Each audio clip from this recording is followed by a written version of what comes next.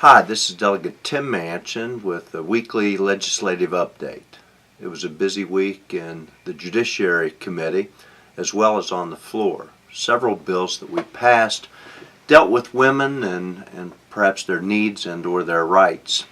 The first of those was the Pregnant Workers Disability Act, and essentially what that act does is it requires employers to treat pregnant women as if they have a disability for purposes of accommodation. In other words, if they can accommodate them somehow so that they can continue working through their pregnancy, they're required to do so just as long as it doesn't unduly burden the business. Of course, those matters are all things to be figured out later, but essentially, if all the woman needs are a few extra bathroom breaks, or if it's a business where they have somebody else that could do the heavy lifting and she wouldn't be required to do the heavy lifting, the employer has to let her continue to work through pregnancy if she desires. Second bill had to do with sexual assault reporting, and all we did was kind of standardize the rape testing kits and the results and the timeliness for each and every hospital throughout the state. So that's a good measure as well. Finally, we passed a measure that required that both women and men be advised of higher paying jobs by the workforce enterprises. Those are the people that administer the unemployment compensation funds.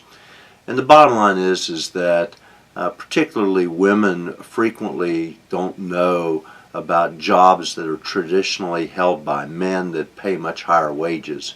And so this required that they be counseled.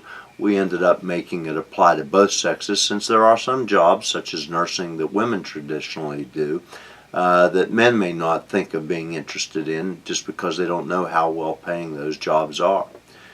Perhaps the final bill that we dealt with this week was a update in our election procedures. And it simply updated our code so that it was clear that you cannot, that somebody who is running for office cannot use a government email address to solicit funds or support for their campaign. And that means that not only can they not contact somebody at their government email address to ask for money, but they can't ask them to go out and put up yard signs or to drive or to go door to door or that sort of thing. And essentially that was just a recognition of email and electronic delivery nowadays. So we've updated that and expect that to be clear for everybody in the future.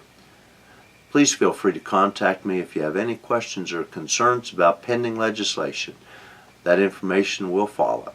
Thank you.